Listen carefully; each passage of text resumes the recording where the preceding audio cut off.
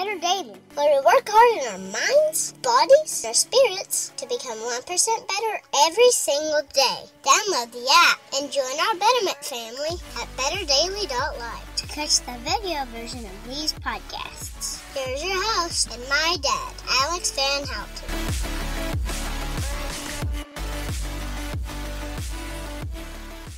What is up, Betterment family? This is Alex Van Houten in Better Daily Live. Happy Wednesday. It's Wild Wednesday, which means you'll never know what we're up to this morning, and I'm excited about what I'm bringing you. So, first of all, happy 26th day of the Faithful 40 Challenge. We only have 14 more days to go if you count this day done, but it's not really done. So we have 14 and a half days to go until the Faithful 40 Challenge is over, and it's not too late for you to continue on your commitment. If you're new to Better Daily and you've been like, what is this Faithful 40 Challenge? We are logging our mindset, our nutrition, and our exercise publicly for 40 days.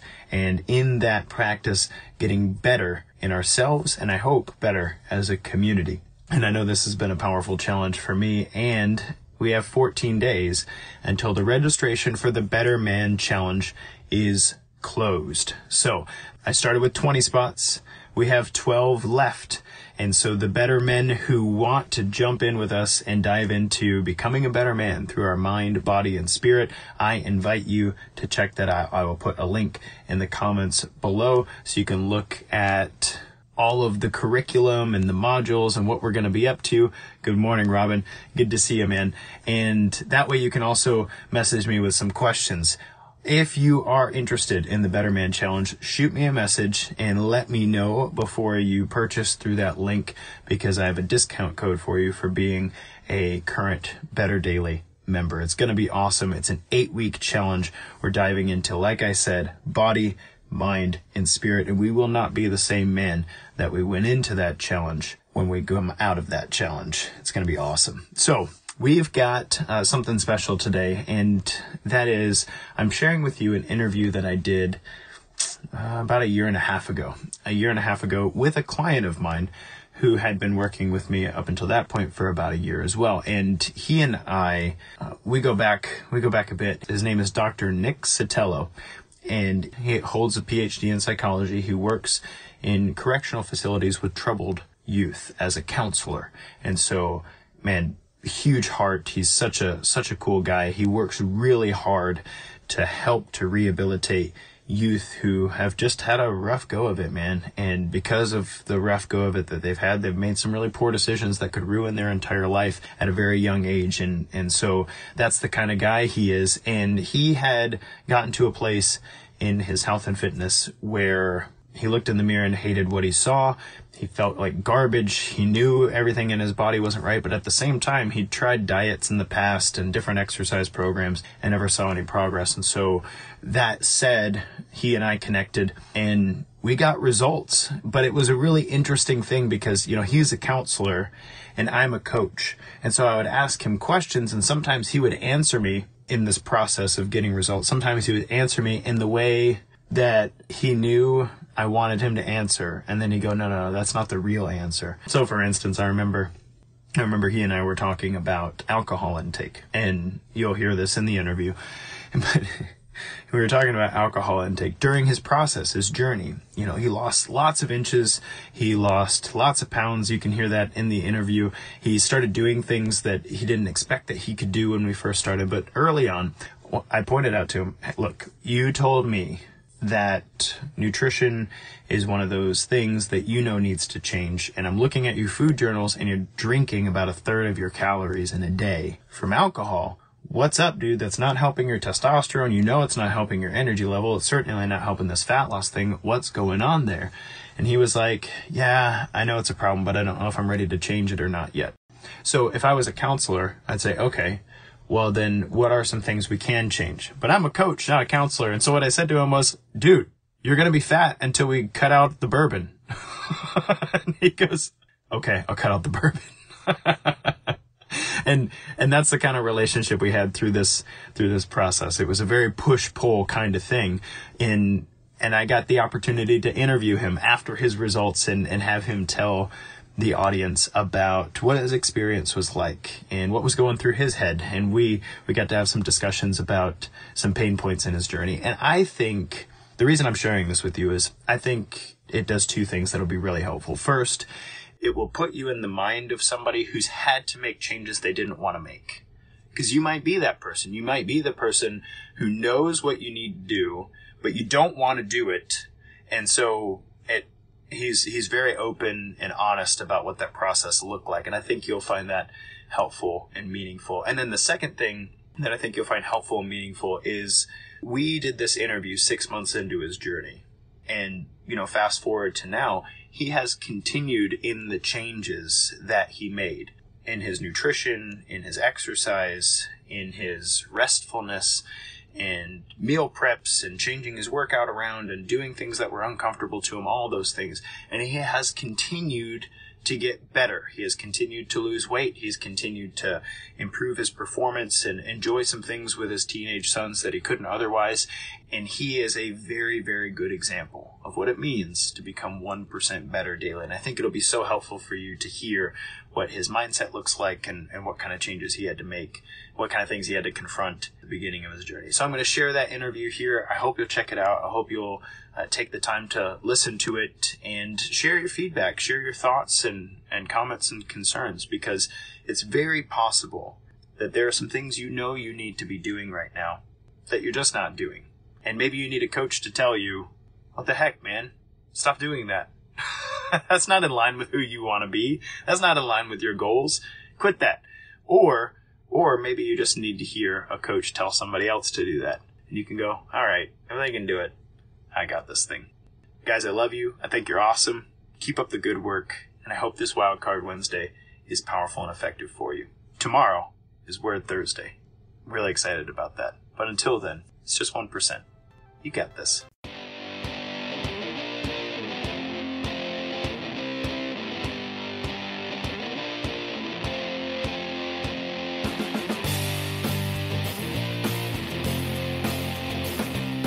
What's up, guys? This is Alex Van Houten, and I'm joined with my good buddy now because we shared an interview several months ago, Nick Sotelo, but now we've gotten to know each other quite a bit over the last 16 weeks, and that's what we're in to talk about. We've got a different kind of conversation today, don't we?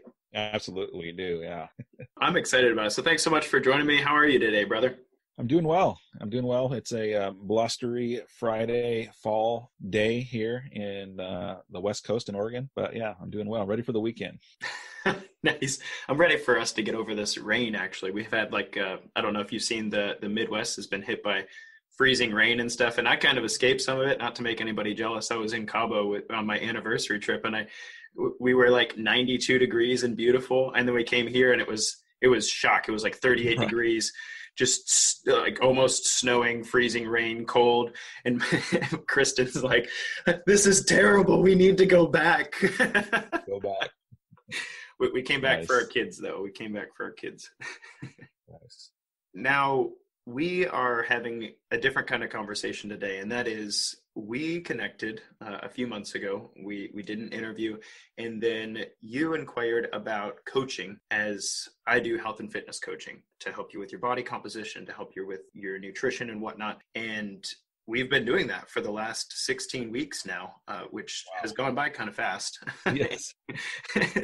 To say it out loud, it's like, really? It's been that long? But it's been quite the experience. And so I was hoping to be able to share some of that story from both of our perspectives. Me coaching a coach, because you help other people with a lot of things, and you from a client's perspective.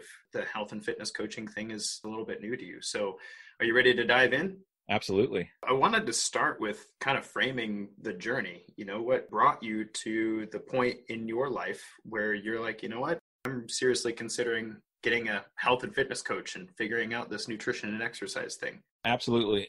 And I'll point out for folks that the problem generally isn't the problem, and the reason generally isn't the reason. Meaning that, what we might say to ourselves or might say to a potential coach as what the problem is and what the reasons why you want to address it, more times than not, it's a good start, but it really isn't there. And so I'll say that's definitely was part of my process and journey. So on the front end, I'm 43 years old now, and I went through a phase in my late 20s where I was in graduate school for the better part of 3 years. I actually experienced dad bod before we called it dad bod. And, thanks to you, Alex, for really kind of explaining, just kind of the genetics that are at play and the biomechanics that are at play when you are bringing children into this world. And I know a lot of that focus, rightfully so, goes on the women. And at the same time, it was because of you, and bringing children in the world also has a biological, genetic impact, hormonal impact on men too. So I can look back on it and be like, oh, yeah. So the combination of bringing my first child into the world and being in graduate school and working full time, dude, I came out the other side of that being about 30 pounds overweight. What a rough combo. And yeah, absolutely. And this is coming off, an athletic background, pretty athletic guy throughout high school, 3-sport athlete, did a lot of sports, early 20s, and was still that guy even during this phase, late 20s, where I was playing, adult league, men's softball, 4 to 5 nights a week. I was playing pickup basketball still, all this with, 30 extra pounds roughly around my midsection. Right. And so figuratively speaking, it didn't really slow me down at that point in time. So made some changes back then. This is back when Atkins was the rage. It was kind of the peak of, Atkins being all over the place. You basically couldn't go outside your house without tripping over something that was Atkins based, right? And so embraced that and lost, I probably lost 15, 20 pounds, started training in Brazilian Jiu-Jitsu and, got back to, I would say reasonable shape. I was never, I never had a physique that would be worthy of a magazine or anything like that, even in my athletic days. So that was never kind of my baseline or my goal that I was trying to return to. And then, through my 30s, just kind of drifting again, and getting back to the point to where early 40s, stepping on the scale and being like, oh my gosh, got to do something about that. And so that really started for me 2018, where I started the mental process of being intentional about moving the needle on the scale, so to speak. I was at my peak, I was at 250. And even though Atkins isn't in your face anymore, but all the health alerts are when you're that age, and you're pushing now 40 pounds overweight, at least for what I wanted to do. And so that's what really kind of started it for me. And I started doing things on my own, trying this or that for, a handful of days or a couple weeks at a time, and getting frustrated and getting stalled out. On my own, I lost about 12 pounds. Is kind of where I was able to get to and maintain that 12-pound gain, or deficit for about a year, and really kind of plateaued and staled out. I just really couldn't get past that 12-pound mark. And so we had done the interview together, and then you put out the quick start, I think is what you call it, right? The jumpstart program. The jumpstart, yes. And I thought, what I'm doing isn't getting me there, so I might as well check this out. And I think the jumpstart was a great way to at least get me to take that first step. Well, thanks for the story, man. I appreciate that. And that happens to so many guys, is having a background in athletics. You hit those stages in life where things are busy. You may or may not know about all the hormonal stuff that happens after kids and whatnot, but things get really busy. And then you try to do what you did before, and you find that your body's not going to do that, or at least not without paying for it. And then, you add 40 pounds onto even like a 40-yard sprint. That just, your knees, your hips, your ankles, your back, everything's like, hey, dude, stop it. And so a lot of guys, what I love about you is a lot of guys in that state will say, I'm old. I'm just too old for this. I'm going to throw in the towel. You've got two strapping young men under your, you're like, that's for them. They do athletic stuff, but you're like, man, I know I could be better than this. Maybe I'm not going to be my 18-year-old athletic self, but I know that I could make progress. And I love that about you, man. I think that speaks volumes to your character. And I also think that speaks a lot to the way that you perceive your life. I mean, you run the upgraded life, and you think, where we are right now doesn't have to be the way everything is all the time. Like, we can progressively improve. So absolutely. I appreciated that about you. And when we first connected in your jumpstart, I was like, this is where this guy's coming from. Is I know I can be better. I'm willing to try your methods to get there. And there was a couple other pieces there too, kind of more things that were front and center. 43 years old, my blood pressure, I was re-upping my life insurance. And so, my 20-year term had run out, policy that I had gotten in my 20s, obviously. Right. And so I was up for renewal. And so, they send the nurse out and they draw blood and make you pee in a cup and height and weight and measure you and all that kind of stuff. And took my blood pressure. And again, I'm no dummy. And so I watched her, write down the numbers, and I looked at it. I was like, oh, you're like, oh man. Of course, she's not allowed to interpret anything. She's just there to, and out the door she goes. And then they sent me my, the results of my blood panel. Again, no interpretation. It's your right for this information. So I went online and started looking it up. And, as far as I could tell, and again, I'm a doctor in my own respects and know how to read statistics, and I can Google good enough, and nothing in there really alarmed me in terms of things that were off in my blood serum and whatnot. But again, I'm not an expert and haven't shown it to anybody at this point in time. But that blood pressure thing really got me. And blood pressure runs, problems with that. Hypertension runs on my side of the family. So I know that isn't a good thing. So that was another thing that kind of really was on my mind about health and what I needed to do something different. And then the last part was, back then when I got this health screen for life insurance renewal, I was also really embracing the identity of being a coach versus being a mental health counselor. That's how I'm trained. I'm trained in the counseling world. I have a PhD in counseling. And I was in this phase where I was pivoting out of that, and I wanted to be, identifying as a coach from here on out, kind of line in the sand. From here on out, I'm a coach. Yes, I know the other world, and I can speak that language, and I can operate in it at a high level, but this is what I'm choosing from here on out. And, I also believe that as a coach, you need to be constantly embarking your own, personal development. And I looked at physical fitness and health as something that's dogged me now for most of my life. And I just kind of said, enough's enough. And if I'm going to be pushing the people that I'm coaching, then I also need to be pushed in an area of my life that I just haven't had a ton of success with. And I spent, like you said, a lot of time just kind of saying, just acquiescing to this. Well, this is how I'm built. And this is kind of my lot in life. And, this is the stage where I just get to accept this part about myself. And I just decided that wasn't going to be it. And I was also, we're both connected to a different mastermind where there was people far older than me, that were in way better shape. Oh man. I was exposed to the counter examples, right? And I'm naturally competitive. I'm naturally that person that doesn't want to be outdone. And so I'm seeing all these gents that are high caliber, but they're, 50 plus, 60 plus, some of them into their 70s. And I'm sure they could whoop my ass. And so I was like, I don't want to. If they can do it, I can do it. I'm not too old, but I don't know. I don't know the path. Right. Yeah. Right. But, and I appreciate that from you. What, if you don't mind us pausing on this, just because I'm very, very curious, given you were in that shifting mindset between counselor and coach, what would you say is some of the primary differences between those two mindsets or mentalities? Because, you've been in the seat of being coached and you've been in the seat of counselor. So it's a little bit of a different experience for sure. Absolutely. And I've done a whole podcast episode on coaching versus counseling and done some guest blogs on it too. And because I'll make sure we drop the link in the show notes then. Yeah, absolutely.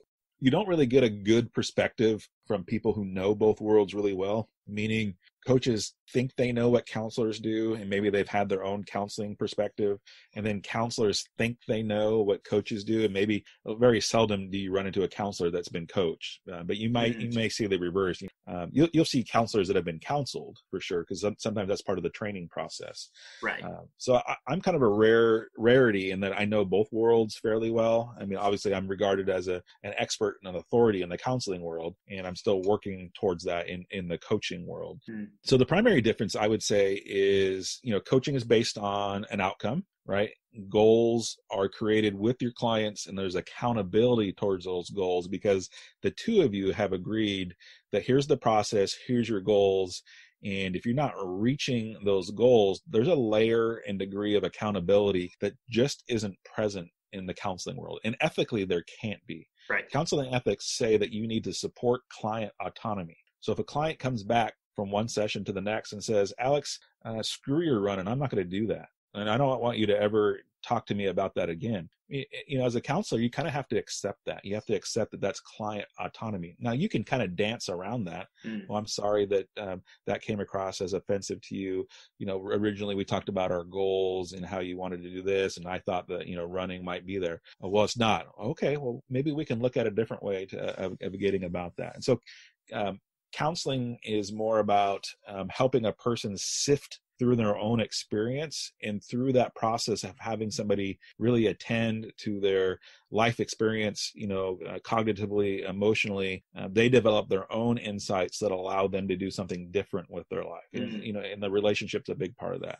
Coaching is different, right? Coaching is about taking somebody where they're at and helping them raise up to upgrade, or whatever you want to call it, level up, increase their capacity, where counseling is about bringing somebody back to their quote unquote normal capacity. Yeah, well said. I appreciate that, because that's been my experience as a coach. You actually articulated that super well. And I find, sometimes on my side of the fence, being a coach and not having experience being a counselor, you could joke that sometimes I feel like a counselor, but very few and far between, because the outcomes are very, the outcomes are very robust, very specific. We know what it is that we're aiming for, and each of our sessions is geared toward making sure that we're making progress in that direction. People fall off the wagon sometimes, or ladders, as we'll talk about. But but the overall goal of the session is to take where you have been and elevate that. Absolutely. So what ultimately made you pull the trigger? So we did a jumpstart week. As I remember it, I remember having a conversation with my wife at the table. I don't discuss names with my wife, but she's my dietitian on staff, so to speak. So we run things by each other pretty regularly. And I remember saying to her, I'm not really sure this client's going to continue with me. because in some ways there are some changes that I know from a program standpoint he's got to fit into, like he's got to pick up, but at the same time it doesn't feel like he's quite ready to make those changes yet. And as a coach, you can't force somebody to do it. So why ultimately did you pull the trigger? Because we can get into some of those specifics in a second, but I remember in the very beginning there, I was unsure. I usually have a pretty good sense of where people are at, and you were a coin toss for me at that moment.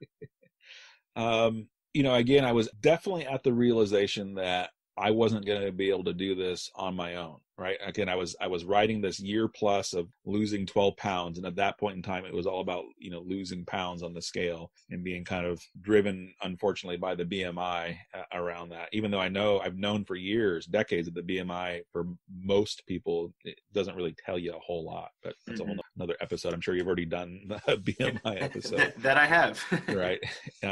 But yeah, I knew that I wasn't going to be able to meet my goals that I thought at the time were my goals on my own. And, I liked the jumpstart that you did, because it gives you a taste and a feel for it. And, and I've talked to Larry about this too, the mutual contact that we have. And, what made me say yes is because the way that you go about the work that you do made me feel like that this wasn't just a program that you were trying to ram people through. It wasn't a money mill, so to speak, right?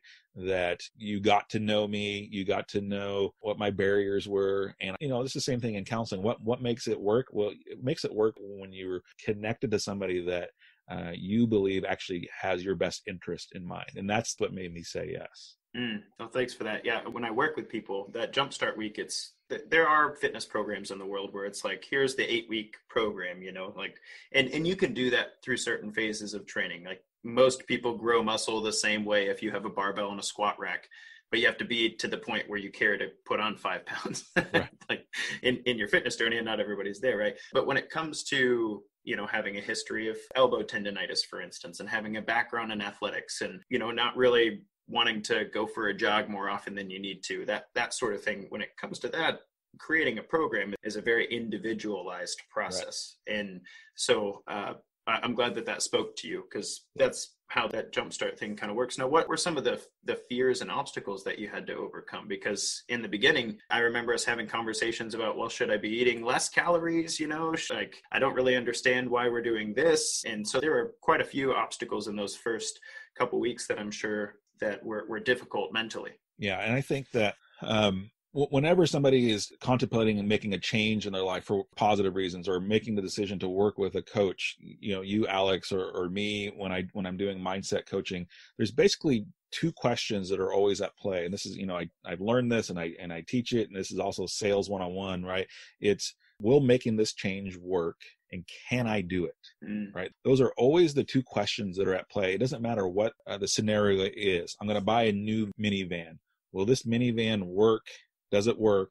Does it get the gas mileage that it claims to? Is it as safe as it claims to? And will it work for me? It doesn't matter. New pair of shoes, you know what I mean? You could just go through all the examples. Right. So it's the same thing when you're deciding to work, with a coach. And so here's Alex, here's the jumpstart, here's the program, here's 16 weeks. Does this work?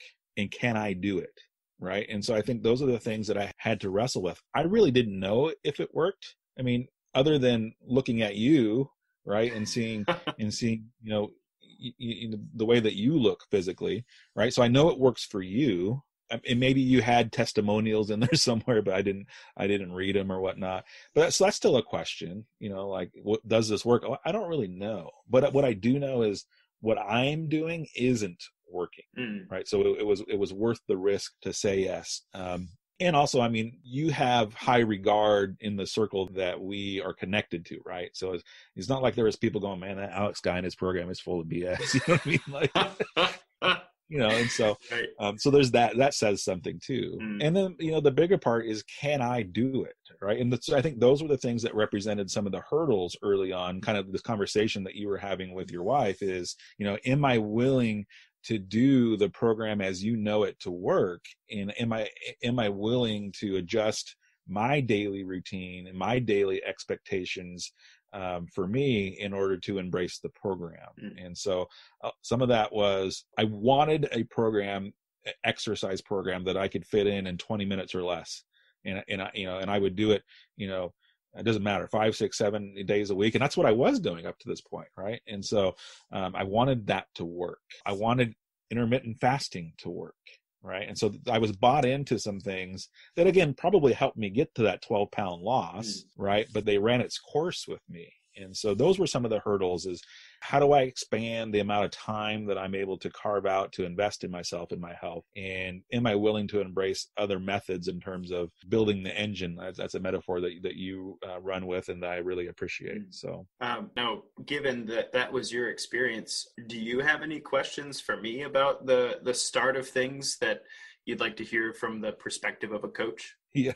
Well, I mean, I know that, one of the things that I let on the front end, this is specific to me, not just coaching in general, is, I said, Alex, excuse me if I sound like a whining little bitch. So I know that there was probably a lot of aspects of Alex going, yep, Nick, you're sounding like a whining little bitch right about now. So, but there was definitely some push and pull, at play, early on in our process. Yeah, I don't tend to think of that way for my clients. I think, I don't know, maybe I'm not quite as hardcore as your football coach used to be. But one of the things that I've learned in my journey, especially with Ehlers-Danlos, is that somebody's personal emotional response to something and or their desires for things, it really matters in whether or not they're going to be able to create change for the long haul. Because most of us can take whatever whiny part inside we're dealing with, and we can whip that sucker into submission and do something for 2 or 3 weeks. Most of us can do that. As far as doing something that's going to progressively elevate you for the long term, that's a little harder, because if you whip yourself into submission too long, then there's a snap back. It's like you can't be your own tyrant, So like one of the things was running. I remember you were very, very specific in our first conversations. Like, I hate to run. I don't want to run. I would prefer to do anything but run. And I remember bringing to the table for you, because I hear this a lot as a coach, these things that people are like, that's my health and fitness hell. I have a lady I'm working with right now that a year and a half ago, on her health and fitness hell, she said running every day or miles and miles a week that's my health and fitness hell. I don't want to do that. And now she's run a half marathon. Oh, nice. And she's like, I love running. I'm so glad I have this. You know, when I have a really stressful day, I go for a run. And don't worry, we're not trying to run a half marathon, Nick, if that's, unless that's on your bucket list. But that said, as a coach, helping somebody kind of understand what utility this might have for them, to explore whether or not this is a discipline that they can work into their lives without feeling tyrannized by themselves or their coach. And then when it turns out that, you know, a few weeks of practice and it really doesn't suck that bad, actually, like I kind of look forward to it or enjoy it. I remember one of your messages recently said, hey man, having a little less fat on my body makes running a lot more enjoyable, you know, because things aren't wiggling around, you know, like maybe I didn't hate running. I just hated running as I was. Absolutely. Yeah. That's a true thing. So anyway, as a coach, I tend to I think the whining's important. I think you need somebody who's going to listen to you whine, if that's what you're going to do, and to say, all right, I hear you, I see you, we're going to see how this goes. And if you're still whining about it in a week, then we might need to change course. But here's the big picture and why I think this will work well for you. So that's kind of the spirit that I bring to the table. Absolutely. One of the things that and again, I could have overlooked this in other things that I was going through and other programs that I had embraced, I totally could have overlooked it. But one of the things that you were able to shed some light on, and I don't know if this is the case across the board, but it's definitely my experience that whenever I had embraced a program, I was that guy, you know, I would be restricting my calories and working out like a fiend, and I would step on the scale and actually weigh more than what I did a week ago. And that hurts. And that would be the thing that would, you know, pretty much tank me and stall me out, kind of force me into the start, stop, and not really gaining, you know, much momentum or building the engine, you know, like your metaphor. And so that was when I was able to share that with you kind of in a freak out moment, like, what the hell? You know what I mean? Yeah. And you were able to say, oh yeah, that happens. Really? That happens? And then you explained it to me, and I'm like, you know, how did I miss that? And I guess it's not sexy to say, hey, start my program and you can expect in the first 10 days to weigh 5 pounds more than when you started. And I get it. You know what I mean? That's not. Yes. Bad marketing. You can't do that. Right. Yet it was my experience, you know, over and over and over again that, you know, and I would come away thinking, and this is where I talked myself, the story that I told myself was, I guess it's just my genes. I work out, I restrict my calories, and I gain more weight. And I get huge, yeah. Right. And they've done the research on this in the starvation studies, where they've actually starved people, you know, way down to like 1,000 calories, and they have actually gained weight. Mm-hmm. Yeah. You know what I mean?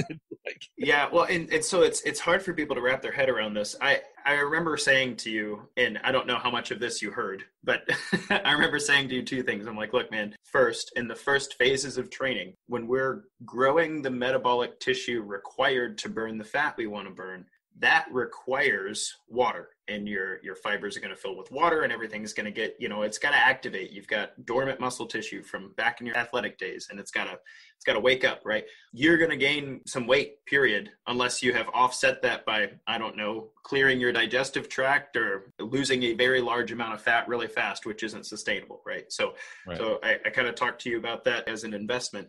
The other thing people don't realize, though, and this is really hard. This is hard to wrap your mind around because it varies from person to person. But we are about 70% water.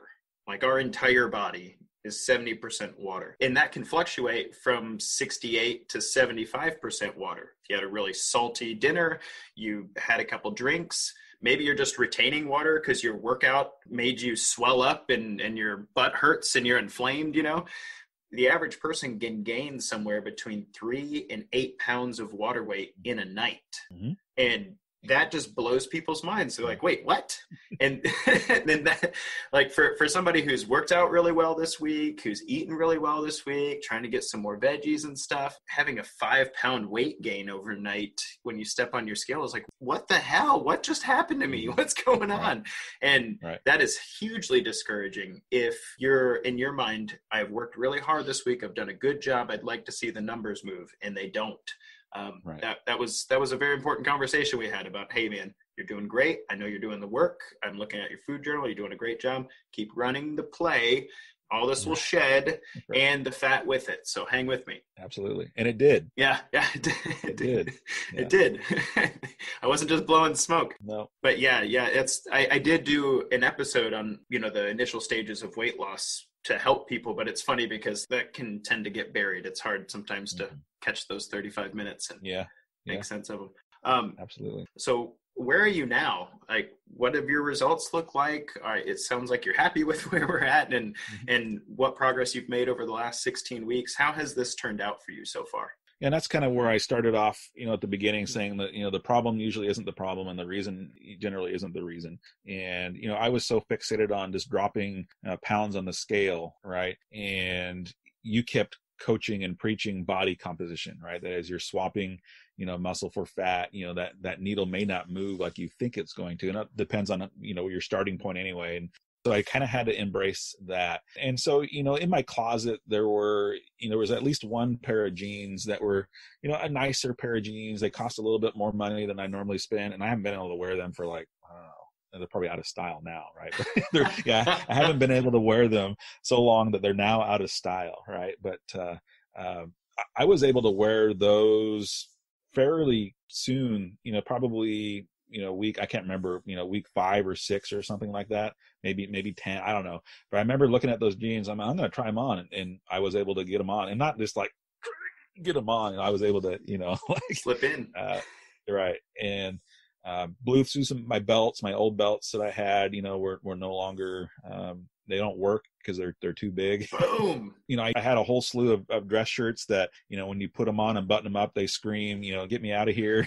And they're stretched, and I don't have, that issue anymore. So just body composition wise, my face, is much slimmer, and people that hadn't seen me for, weeks or months or even years, will make the comments like, whatever you're doing, keep it up. You're looking great. And so, those are things. But then, you alluded to it as well as, the reasons why maybe I didn't like to run, or why maybe somebody doesn't run, is I remember, kind of those first couple jogs that you had me do, and just feeling the bounce from the dad bod on the front of me, and just not liking that.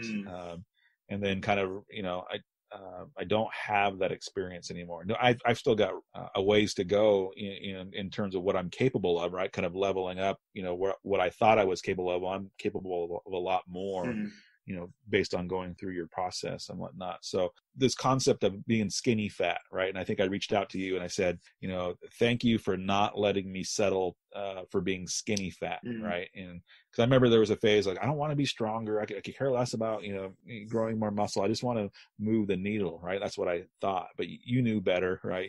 You're like, this program, if I just left you as a coach being skinny fat, then, what have I done? I wouldn't feel very good about it. Right. Well, like you said, they have done the studies, and you can, let's say all you want to do is drop 10 pounds, and it doesn't matter to you whether or not it's healthy for you. It doesn't matter to you whether or not you've got any good muscle tone, whether or not you have the energy to keep up with your boys, whatever those things look like. You don't care. I just need to drop 10 pounds. Look, if you're listening to the sound of my voice and that's where you are right now, stop eating for about 3 days. You'll drop 10 pounds and then you're good. Like, done. But that's not what people want. Right. Because first of all, that sucks, by the way, but it's also not going to stay off. And when you starve your body of the nutrients required, unless you're, doing an intelligent fasting practice, then your body is going to fight that by turning on genes you don't want on and turning off genes that you kind of want to stay on, and adjusting to that. And, I hate it from a coaching perspective. I hear this all the time. People have done that. They've dropped the 10 pounds or they've dropped the 20 pounds. And then, a year later, they're wrestling with the same dang 10 pounds because the process is, look, you're an athletic beast. That's what you are. We're going to, grow that athleticism in you, and your body's going to say, dude, we don't need this fat. We just don't. Like, we don't need this because, my man's feeding me all the protein, carbs, and fats I need. Our body's adjusting really well. We're getting rest from the stress. We're growing muscle tissue. And so that body composition focus is huge. And I'm glad that's shifted for you. That one of my questions was going to be like, what's one of the things that has shifted for you? And I hope that sticks with you for a long time in that sense is, hey man, 50s, 60s, 70s, the best thing you can do is tell your body that you need the muscle that you have. And your body will adjust your fat composition based on that, as long as we're not doing anything crazy in the nutrition department. So Yeah. what would you say then is the best parts of this program for you? That was one shift. What would you say are the best? We'll get to the worst too, don't worry. The best part of the program was just helping me, overcome something that has, dogged me for way too much of my life, so it was more kind of a emotional, psychological piece of it, just conquering an area of my life that, I'd all but given up on, for the most part, just kind of, like I said, just settled for, I don't know what the stage beyond dad bod is, but that was definitely there. Right. So, I don't have a word for that. It might be boss bod. Right? Boss bod. Is that it? Yeah. Yeah. I mean, and there's people that might listen to this and are going to get mad at me, but in my world, I work for state government, and most of the time your boss is not the example of physical fitness. Right. That's true. So maybe it's boss bod. I don't know, but I was definitely there. Right. So just that sense of overcoming and conquering an aspect of my life that I really felt like I was going to be a victim to for the rest of my life. That was definitely huge. Again, those are beyond, the strength gains. I mean, those are important too, don't get me wrong. And you made a reference to it, people fall off the wagon. I fell off the ladder. You did.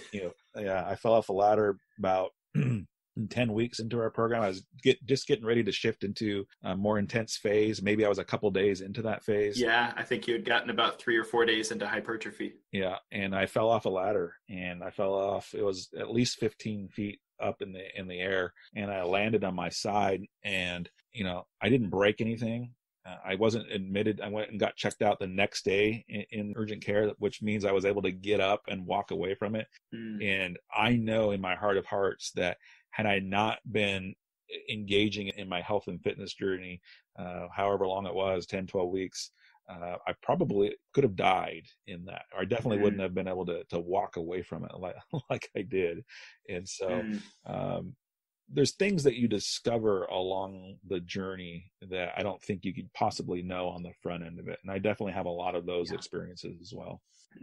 Thanks for that. Yeah. And I'm so glad that you walked away from that. And also, like, a lot of people, this is one of the things about coaching. Like, I've joked that I would do what I do for free if I didn't have to put food on the table. But at the same time, the level of commitment that somebody has to put into themselves before they'll take themselves seriously. There are a lot of people who would have fallen off a ladder, and if they walked away from it like that, you were in a lot of pain, man. This took 3.5, maybe 4 weeks to completely recover from, somewhere in there. I mean, you were injured. In order to resume the program with the same intensity, yes. Yeah. I mean, but I'm still recovering to a certain degree. I'm about 93-95% recovered. There's still a spot in my upper back right here that even right now I can feel it. But yeah, I definitely, there was a solid week where, I wasn't doing much to get out of bed other than to go to the bathroom. Right. So a lot of people, like that, for many, and I found this in my journey because I'll talk to people about their health histories and stuff, and we get into the nitty gritty, and it's like I get injured, and then that's like a year and a half of inactivity. Like maybe some pain pills in there, maybe some bad habits, maybe even a few limiting beliefs that develop at the time. But for you, that was huge. Like, in my mind, you overcame a lot to get started. You got started and you were in the groove, and then that happened. And that could have been it. Yep. Could have been like, look, Alex, I love working with you. This is awesome. Maybe I need to heal up and I'll get reconnected with you at the first of the year. That could have been it. But, you let me talk through that with you, and you let me modify the program a bit to work with, when you could move. Because it was like, hey, man, when you can get out of bed and walking is not too big of a deal, then we can work on that. But you stayed true to the nutrition aspect of things. You stayed true to the rest. You were very cognizant and purposeful about the fact that you were still on this journey. Yeah. That's a big thing. People get hurt and things happen, and they think of exercise as like this thing that they do when they feel good. And it's like, no, like until you die, like this is a disciplined practice that you can still continue. If I gave up every time I got injured with this joint issue I've got, I wouldn't work out, period. Sure. But anyway, that being said, I thought you handled that beautifully. So Hats off to you. Right. I was impressed. And I remember that exchange. I remember you saying something like, so do you want to take a break, or, kind of what's your thoughts on this? And I think my response at that point in time was, goals are goals. This is something that happened, and I'm still committed.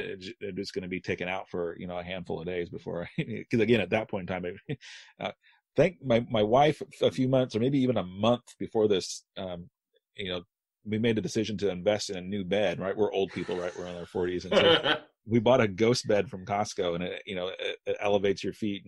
And so that was a godsend. No joke. I could just push the button. It would help me get up, and I could actually roll my body out of bed. Oh, yeah. If you hurt your back, man, and you're like laying there after all night, all the inflammation's pulled back there. It's trying to help the healing process. Trying to sit up from that first thing in the morning is literally the worst. It was a lot of pain for sure. But like I said, I remember saying goals are goals. I'll be back, and that was in a large part based on the traction that I had gotten to that point too, right? If this was early on in the program, who knows, where that had been, but I had come far enough that something like that wasn't, again, I wasn't in the ER. I didn't have anything broken. Lost one of my 9 lives for sure that day. Right. I think I got 3 or 4 left or something like that by now. And then the connection and the relationship that we had I just been following, my Body for Life book that I'm looking at over on the shelf, I probably would have quit. Yeah. Right. Body for Life. What about ladder falls? Is there a chapter on that right. one? No joke. Right. What was the worst part of this whole thing for you? What was like maybe top 1 or 2 things that were just so hard to wrap your head around or get over or still suck? I would say that the worst parts are going to come through the nature of virtual coaching, right? I mean, nothing's perfect, right? No program is perfect. No coach is perfect. Nothing is perfect. And so I think for me, if I were to say the worst parts was trying to interpret some of the things that were being put out for me in terms of, hey, do this exercise, these reps. And I know I can make things overcomplicated and whatnot, but there was some frustration points, for me in there. Again, the things that I thought were going to be the worst points, as you talked about, as you kind of get in the habit and realize it's not as bad as it is. And one of those was, being dead set that I wasn't going to dedicate, 40 minutes to an hour to working out. That was just ridiculous. I got way too much going on. There's no way that I'm going to be able to do that. And so again, once I did it and got past that, that wasn't the issue anymore. Right. And so, I would say the worst parts of the program just come with the downside, so to speak, of having a virtual coach versus somebody, that's there and is able to kind of, adjust your motion in real time physically or whatever those things might be. But again, those are all things that could have been excuses that I could have, used to pull the ripcord and bail out of this. Right. And so, but in terms of the worst part, again, running, like you said, definitely don't. And I was a baseball player too, right? So when we were playing baseball and watching the people, we call them donut circlers, right? And so I was embracing all of these years of me making fun of donut circlers, right? And so, the track people. Right. Yeah. That's great. So that was definitely deep seated in who I was and my identity, and having to kind of, accept that. And again, your research based to it. It's like, I hear that, Nick, and you're a PhD. Let me throw some research in front of your face. Here's an 18,000 participant study about the effects of running and jogging on your genome. Yeah, absolutely. So I was like, okay. Crap, he's got me on that one.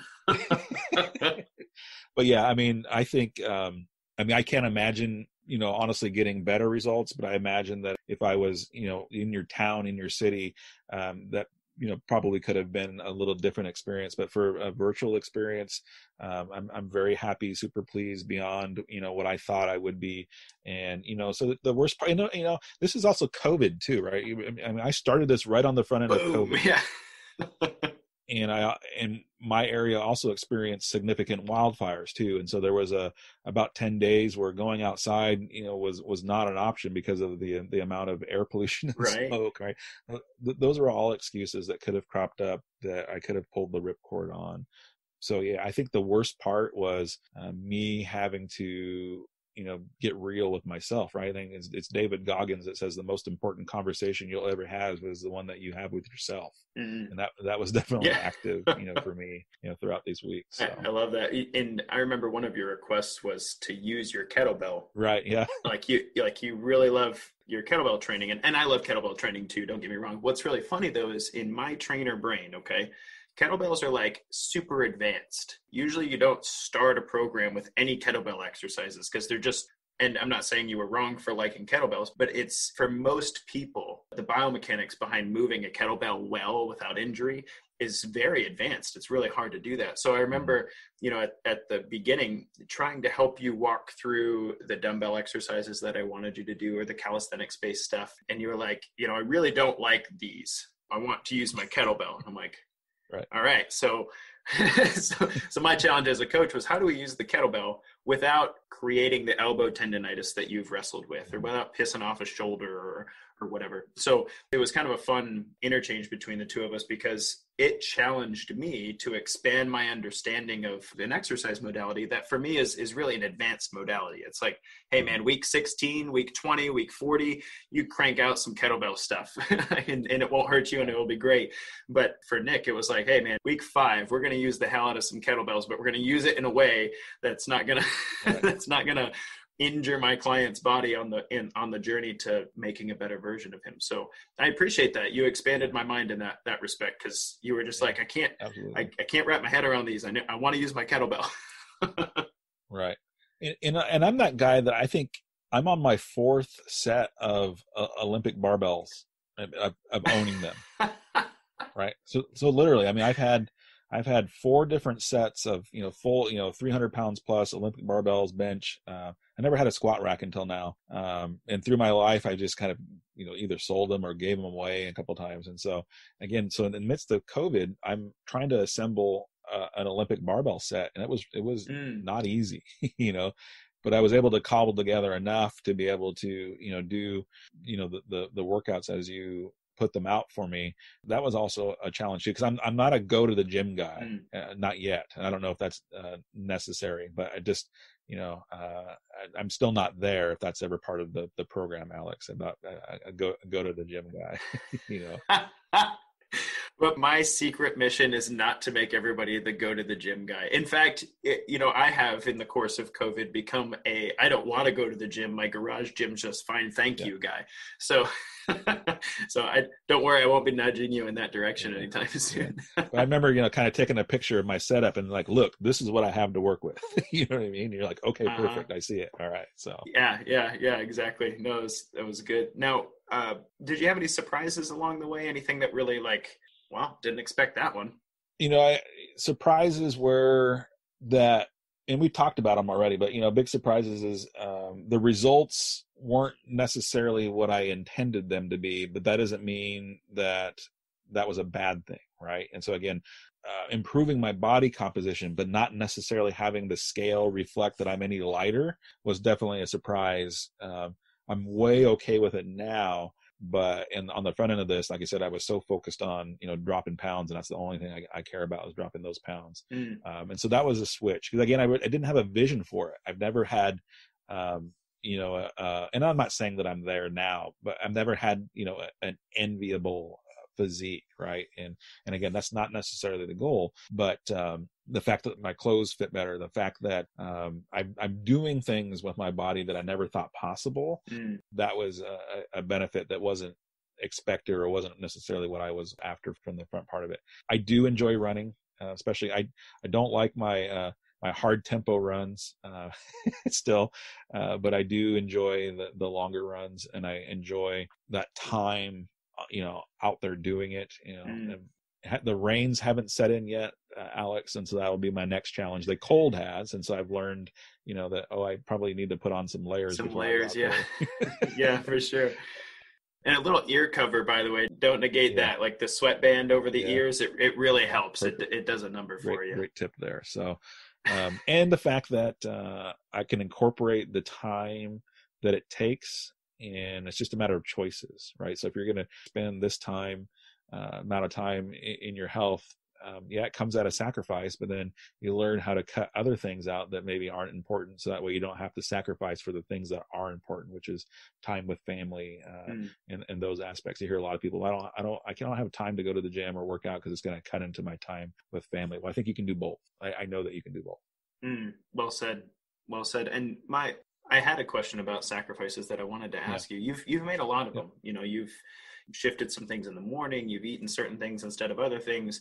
You know, you've sacrificed time. There were a couple times in our program where I look back and I'm like, how you worked out at 11 p.m. Like, dear God, like, I'm good for nothing after 9. I'm just saying. But so like you've made some significant sacrifices through this. Would you say that they've been worth it for you? Are you happy with the sacrifices that you've made? Oh, yeah, absolutely. Yeah. And, you know, I live a busy life. I have a lot of things going on, and, you know, sometimes I have to adjust the workout schedule when life happens, you know? And so, there were more than once where it was like, well, it's, you know, 9 o'clock or it's 10 o'clock. And I know that if I don't do this now, I'm not going to do it tomorrow. And I'm probably not going to be able to do it the day after. Right. And so, you know, my wife or my kids are like, you're going outside to run? Or are you going like, yep. You know? Do you have a flashlight? Yeah. I would have my headlamp. And there was a couple times where they locked me out of the house because they didn't believe that I was, you know, out there running. Still out there. So, guys, seriously, let me in. Right? Yeah, seriously, that's what it was. Sweaty guy needs to go to bed. Yeah, absolutely. So, and that's not the norm, right? I have to learn how to be better and be more planful. So that isn't the go-to strategy. But, you know, in order to stick with the program, because I also know as a coach too, right? And you and I think probably talked about this on our first interview, is the average person when they engage in a program, doesn't matter what the program is, only execute it to about 60%. And so I know that as a coach, right? And so I'm like, okay, I don't want to be one of those 60% people for Alex. I gotta beat 60. I gotta beat 60. Right? And that's important, because otherwise you come away from it and say, well, Alex's program didn't work. Well, is it that Alex's program didn't work, or was I only 60% committed to it? Right. And so I was very cognizant of that. And I'm telling you, that's what made 9:45 workouts kind of, you know, be the choice versus skipping it. So I love that. That's awesome. So what questions do you have? Because my thoughts next is kind of to transition in your head. What's your way forward compared to where we started? But do you have questions from the coach being coached perspective about the program itself, or how things went? Yeah. I mean, I know that there was, you know, just out of my curiosity, I know that there was push pull, and, you know, we're both coaches. We're both established in the work that we do. You know, obviously mine's more about mindset and being able to shift your perspective about what you're actually capable of doing versus what your inner story has been telling you up to this point. And so, you know, it wasn't like we were jousting, but I just wondered from your perspective, you know what I mean? Like, when there was push pull, you know, what was going through your mind, or was this typical, you know, everyday client, you know, fitness client, you know, how much did I fit that mold, or how much was I a little bit different animal as far as that goes? That's such a good question, dude. You crack me up, because there are a couple of times, because I know, like, PhD in psychology, has been working with people for a very long time, has a really good head on your shoulders. I've listened to your podcast. I know you're super thoughtful. And you would ask me some things sometimes, or interject some things sometimes, that I'm like, is this a test? Is he trying to figure out how I'm going to respond to this? Like, you know, because I work with people regularly who have no experience in coaching, no experience in counseling. And so it's kind of like, I mean, you played baseball. It's kind of like there's the curveball, which is like, oh, you didn't see this coming. And then there's the meaty pitch right over the plate, you know, like, so you threw me a few meaty pitches, and I was like, is he just seeing if I can hit a homer with this? Like, I don't know. Yeah. So one of those instances was when kind of that situation where you're like, dude, what the hell? I have gained 7 pounds in the last week. Like, I think I remember the exact verbiage was, your program probably works for other people, but it's not working for me. That's what you said. And it was really funny, because not funny, haha, just ironic, because we're about 2 weeks in. You had made some changes. You were actually pretty happy with some of the progress and stuff on your end. And then all of a sudden it was like, whoa, what the heck, you know? And so I don't like to, that early on in a coaching relationship, I don't like to itemize and rapid fire somebody's nutrition journal and say, look, these are all of the reasons why you're not where you want to be. Because, you can't change everything all at once. That's not good for you. It's not good for the process. But it seemed to me that where you were at, you needed to understand exactly why you were 7 pounds heavier than. So it was itemizing like, look, man, this has a lot of salt in it. Here's a bunch of alcohol. Here's the deal. If you don't want to be 7 pounds heavier than you'd like to be right now, then you need to do this for the next 2 days. You need to drink nothing but water. You definitely need to make sure that we get our cardiovascular exercise in. You need to not eat, I don't know. I can't even remember what it was. I'm not going to throw you under the bus. Spunkmeyer cookies. Remember I had like three packs of them, something like that. Water, whoop, just blow up, right? So that was an instance where it was like, I didn't know whether or not you were testing me, and not that you're that kind of guy, but I remember thinking that, like, you're a coach enough to say, the last 48 hours probably weren't the best, and now I'm 7 pounds heavier than I would like to be. Like, what was that about? So anyway, that was one of those instances. But then as we were working together, there was a point in time where you were doing really well, and I hadn't heard from you in like 2 weeks outside of you completing your workouts and sending your food journals and stuff. And in that sense, in that case, I try not to interrupt the process. Like, you're cruising, you're doing a great job. I don't want to give you too much to work with because these changes are working well for you. And I remember thinking, like, what does a coach being coached want when everything's going well? And I had no idea. So I'm like, hey man, you're doing a great job. Keep up the good work. How are things? How is your body? And that was my check-in there. Is there anything else I should have done? Because I remember thinking that, like, what does a coach being coached want when everything's going smoothly? Yeah, and I think it's for me specifically, I think it's a balance, right? Again, I tell myself, I don't need the rah, you're awesome, you know what I mean, type aspect. But then at the same time, there is this piece of me that looks for or wants, recognition. Yeah. I think by this point in time, because we kind of had a heart to heart come to Jesus at some point too, early on, in the program. Like, look, if you want this to work, this is what I need from you. Right. And if you're not willing to do this, then I don't know, if this is going to work out. I remember having that with you too. So I appreciate.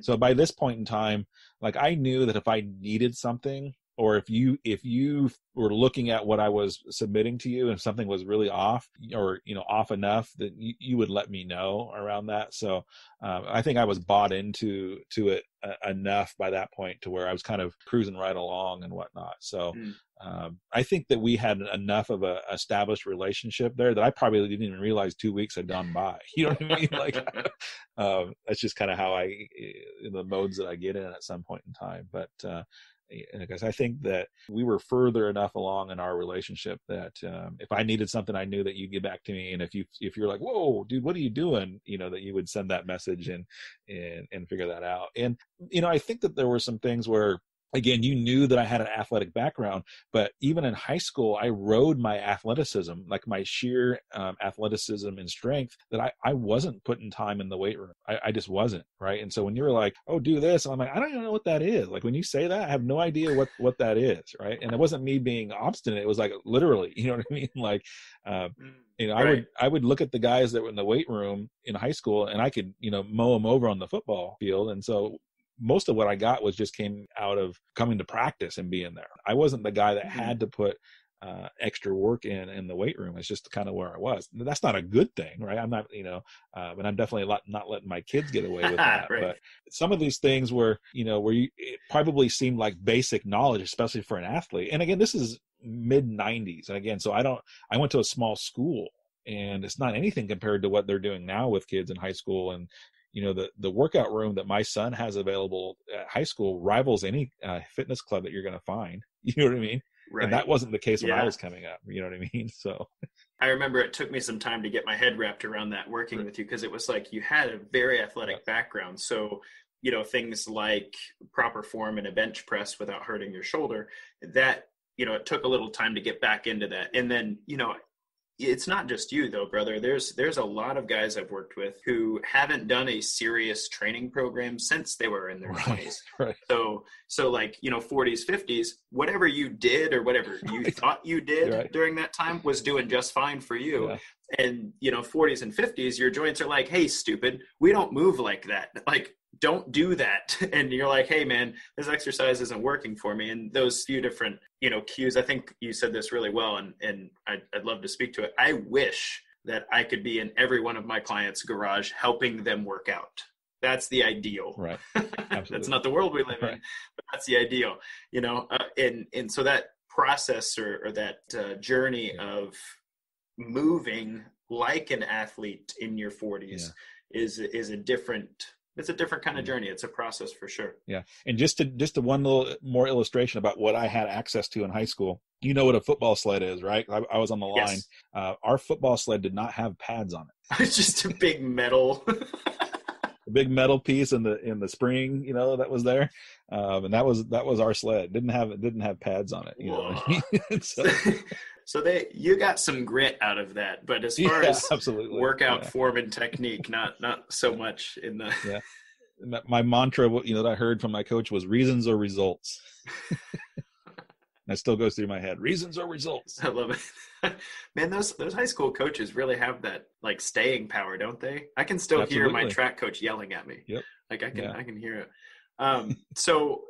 I would love to know, how has your understanding of your health and fitness changed since we've started? We spoke about body composition. That's been a really big part for you, but has anything else changed since working with me? Yeah, I think it's, again, things, and I talk a lot about this in the way that I coach people, right? I mean, there's things that you can know in your head, but then there's things that you believe in your heart and in your soul.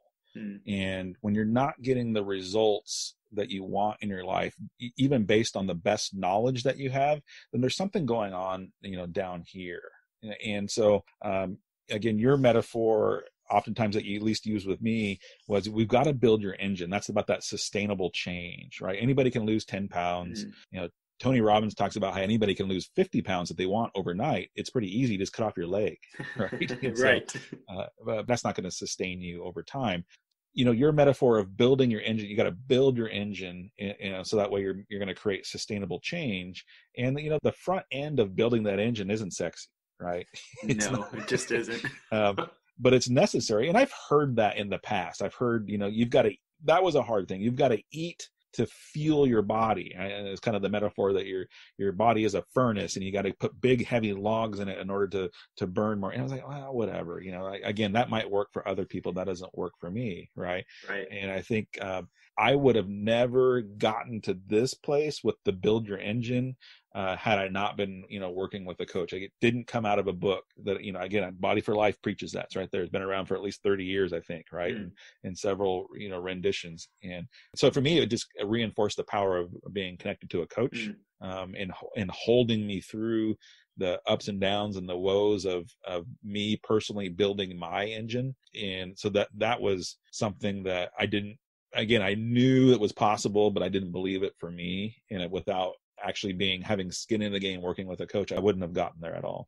And did some of the fitness industry stuff that you've read or heard or that other people are doing, did some of that play into the disconnect between heart and mind? Because it's been my experience that the sexy fitness programs that are easily marketable will convince you that in 12 minutes a day for 6 days a week, you can have my six pack too, as long as you're doing the intermittent fasting and taking these magic pills. Right. So did part of that play into it? Because absolutely, like you said, the front end's not sexy. Like it's like this is how we do it. This is how we increase mitochondrial density. This is how we burn fat as a fuel source. None of it's sexy, but this is how we get there. Absolutely. Yeah. And it definitely plays because you're bombarded by those messages, right? I mean, Social Dilemma just came out a month or so ago on Netflix. And I'm not totally bought into that in terms of, oh my gosh, we need to be scared of social media. But nonetheless, as soon as you type in fitness in a Google search, well, then you're bombarded by all those programs, Facebook and Instagram and whatnot, I think you posted it up. Somebody did the, if you have this type of belly, then you need to do this type of workout or this type of intermittent fasting, and your question is, do people actually believe this? Right. Because I know I'm knee deep in the research all the time. That's my job. But then I look at that and I'm like, in my world, a business exists because people buy it. So I see this ad and I'm like, really? Like, Right. like that picture is getting people to buy? I don't understand. And I think for men, it's the same corollary as what women go through in terms of, what they get bombarded with in terms of, what they should look like and how they should feel and how they should dress and whatnot. Seeing, the dude, and that's why I told you to keep your shirt on, seeing the dude with, the 6-pack abs, and the perfect pecs, coming through your news feed, you could look just like me, and I'll teach you how to, do intermittent fasting according to your body type, that type of thing. And again, there might be some truth to it, but that's not the sexy part of it. Right? It's hard to market a program that says something like this, Alex. Hey, you need to build your engine and you're going to have to work for, 3 to 6 weeks. And in that 3 to 6 weeks, it's going to hurt. It's going to suck. And you're not going to look much different than what you started. And you're probably going to be heavier than day one, but buy my program, right? Right. Yeah. It's not very marketable. And people know that, and then that's why so many of those things fail, right? Because they get sold on a end result that isn't true to the process, but yet we're so fixated on the end result that we're willing to pay for that out of desperation, right? And if it's quick and easy, that's, I was just talking on a call this morning on a mastermind call that, John Maxwell calls our society right now the microwave society, meaning if you can't put it in the microwave and set it for 3 minutes and have a ready product, then most people just aren't about it anymore. So yeah, well said. And that's something that hurts as a coach in this space sometimes is by the time people get to me, they can list off 5 to 10 things that they've done that doesn't work for them for whatever reason, and I hate that there's no shortcut there. I wish that there was a place where you're like, hey, I would like to make some changes to myself. I know it's going to be long-term. There's no quick fixes. How do we get there? But, unfortunately you have to feel some pain sometimes on the journey before you're ready for the right salve. Absolutely. Yeah. So how have your goals changed? I mean, like looking into the future, you said yourself that you see that there's a lot more that you're capable of that you didn't know you were. So how have your goals changed in this process looking into, I know it's really hard to look past anything in the next 3 months, but when we finally get to put 2020 behind us, what's new for you? I'm definitely more vested into body composition than I ever was. So I think continuing to swap muscle for fat is definitely way more of a goal. Because again, remember on the front end, it was about just losing pounds, and I don't want muscle because muscle actually weighs more than fat. So it seems kind of counterintuitive, right? And so that's definitely, and again, that for me, it's not vanity. It's me being able to do something that I've never done before, right? And so it's not so I can go to Cabo with Alex and his wife next time around and join him on the beach, but it's also, I've been just finished Jason Redman's book, Overcome, and it's a great book. I don't know, maybe one of my favorites now amongst all the SEAL writers, but he talks about how you've got to lead yourself in order to be able to lead anybody else. And this is, again, an area where I can continue to reach new levels in leading myself so that I can inspire others, inspire my own family, my own kids as number one. Right. And so that's definitely there. Again, dropping, body fat, swapping fat for muscle. I still don't know how many pull-ups I can do right now because I haven't been able to do a whole lot of those. And those inverted rows kick my ass. They're rough. So they'll put some hair on your knuckles, that's for sure. Yeah. And so, being able to do pull-ups is definitely on my list. I've signed up for Spartan races and paid for them and not gone. Oh, man. Yeah. And so that might be on the list too, doing something running wise. I see a bunch of people that, and again, this isn't me dogging anybody else, but it's just a comparison that I make in my head. I see people complete 5Ks and they're not anywhere near the shape that I am. Right. And so again, before this, I'm like, I'm not going to run a freaking 5K. What's the point of that? Right. Yeah. You know what I mean? But, so maybe signing up for some of those, 3Ks, 5Ks, 10Ks, maybe.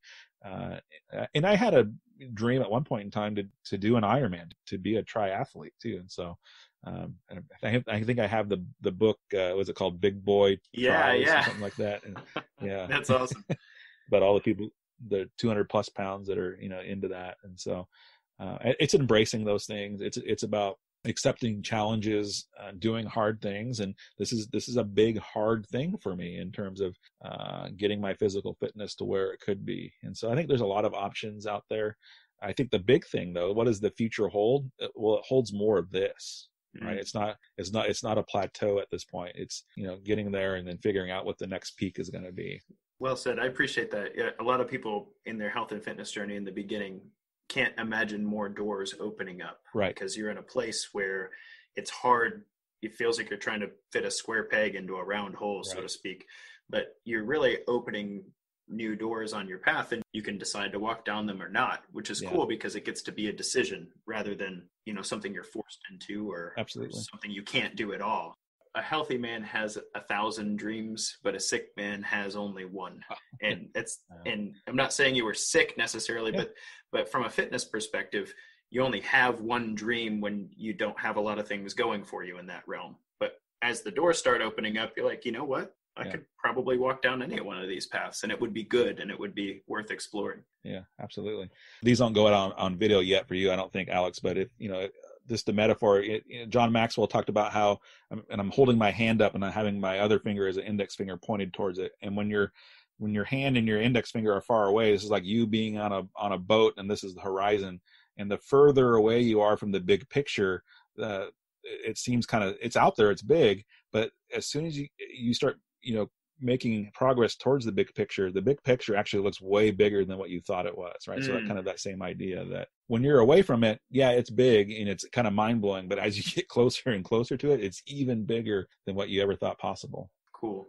Dude, I just want to say thank you so much. I appreciate you being coachable. I've worked with a lot of people in my lifetime who are happy to tell other people what to do. Not that that's where you live, but they're happy to tell other people what to do. But when it comes to being coached, that's a whole other skill set altogether, is to be humble enough to let somebody direct you a bit and to hold you accountable and to call you out when you don't do what you say you were going to do or whatever. And to also to be vulnerable enough to talk through your concerns, like I get a lot of things from people in the coaching realm, my clients that I work with, that they wouldn't say to their spouses, because it's just hard to.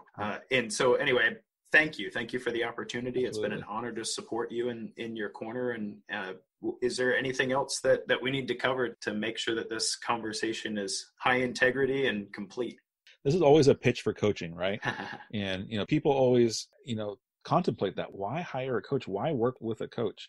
And, hearing from me as a coach, working, with a coach, but the answer really kind of boils down to this. Number one, if you're not happy with where you're currently at, and if everything that you've done thus far is kind of taken you to where you're at without much change happening in the future, then you ought to consider a coach, because a coach is going to get you there faster. So you're going to spend less time, you're going to make less mistakes, and you're going to use less resources in the long term. Now, on the front end, obviously coaching costs. But when you compare that cost to, again, what would be the cost of me continuing in my, 30 plus overweight state, and then pushing into my 50s like that, and then pushing into the 60s like that? Because I'm, high blood pressure, hypertension, which now, by the way, I'm in the normal range blood pressure. So that's, right. And that's part of my engine, getting to where it's at. What's the cost associated with that? What's the cost of having a diagnosis of diabetes or coronary heart disease or whatever? What's that cost? And I can tell you right now, it pales in comparison to the little amount that coaching is going to cost you on the front end, right? And so that's the reason why somebody needs to consider bringing coaching into their life, because you're worth the investment. Yes, it's money, but the cost of not coaching and not getting the results that you deserve and capable of far outweigh, whatever penance that coaching is going to cost you on the front end. Well said. And I'd like to give you an opportunity to help differentiate what it is that you coach versus, because we've spent a lot of time here talking about what I coach. And for many people, they have that, I hope they have the picture of, when the fatty 8-week programs aren't working for you, fad D with 2 Ds, not 2 Ts. When the fatty programs aren't working for you and you're unhappy with your health and fitness, then that's where me and Defining Dad Bod can come in. But for you, Nick, when is it appropriate to connect with somebody who does the sort of coaching that you do? So What I'm focused on primarily, and this has kind of gone through some evolution and whatnot, but I really have a heart for people that are in that provider role. And so they're in a relationship and they have children, and it could be, male or female that's in that provider role. And they know that they could be doing something better or different, but they can't imagine how to fit something more into their schedule. And so it's providers that want to do better by their partners and better by their kids, but yet feel stuck because of the career that they're in, the time that they have available to them, or just the fear of doing something different and then risking, what if this doesn't work out? And, how am I going to continue to support my family and take a risk at the same time? And for me, it's about helping people, create a mindset that will get them there, create a mission, meaning what's your focus, what's your priority every single day, and then how do you actually build into your schedule habits that you can do every single day that if you were to execute on them, you can't help but reach your goals. And so sometimes that's helping somebody start a new business. Sometimes it's developing other income streams. Sometimes it's just purely, I miss being there for my kids when they're doing X, Y, Z. And I'm stuck in this job and this career. How do I do something different? Right. That's what I love to do. I love to help people that are in that provider role and to help them create a vision for what that could be like and do it with what they currently have available to them. That's a big part of it. It's oftentimes just a shift in perspective, just a tweak on what they currently have available to them. It's just like me using my carport for my home gym, right? Yeah. Yeah. That's exactly right. And you say it like it's easy, like it's just a shift, it's just a mindset, but it's something about being able to speak the things that you can't speak or are hard to speak to somebody who has no skin in the game except for your best. Like sometimes Absolutely. Just doing that will change everything in your brain. And then, it kind of helps that you're also a business owner and a career man and a provider with children. And so, people are not just speaking to a blank wall. They're speaking to somebody with perspective who can help them navigate those waters. So thanks for that. I appreciate that. I know how hard it is sometimes to be the provider in the house and not know who you're supposed to turn to when you don't have the answers. Right. Absolutely. Well said. Well, man, I feel like this is great. I feel like we could continue talking, but at the same time, I hope this has been very valuable to everybody and that they'll appreciate your journey, appreciate your honesty and speaking through the challenges and mindset changes that happen for you. Do you want to leave anybody with anything? Absolutely. So one of the things that I offer, just kind of like Alex's Jumpstart, is if you head over to my website, which is www.nicksotelo.com, there's a button at the top. It's red and it says free strategy session. So all you got to do is click the button. You'll get on my calendar. I'll give you 30 minutes of my time. And at the very least, I will help you point to what the next steps are. Hopefully we can work together in a coaching dynamic, but I guarantee not to waste anybody's time. That if you spend that 30 minutes with me, you will leave that time spent on the phone call or through a Zoom with some actionable steps of things that you can do right now to upgrade your life. Are you saying you do a 30-minute free coaching session to help set the strategy? Absolutely. Oh, that's sexy. Yeah. If you're listening to this and you don't do that, like if you feel the least bit stuck and you don't do that, like that's on you, man. Everybody's got 30 minutes. That's right. Dude, you rock. I'll make sure that that's in the link that goes out to my audience too, because I think that's very valuable. Yeah, absolutely. Well, brother, thank you so much for this time. I hope that the listeners got a lot out of it. I'm really excited to see the next steps for you. That's going to be powerful. And I don't know, maybe we will go to Cabo sometime. That could be a lot of fun. That's right. Yeah, absolutely. All right. Take care of yourself, brother. And to everybody else, this has been Alex Van Houten with Defining Dad Bod. Until next time, guys, kick butt. Take names.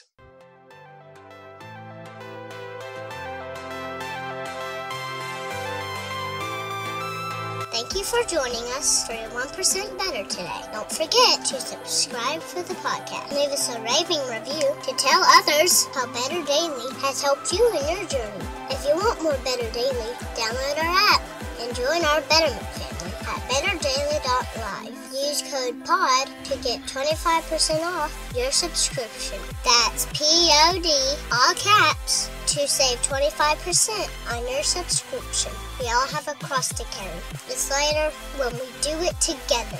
Go to betterdaily.live today.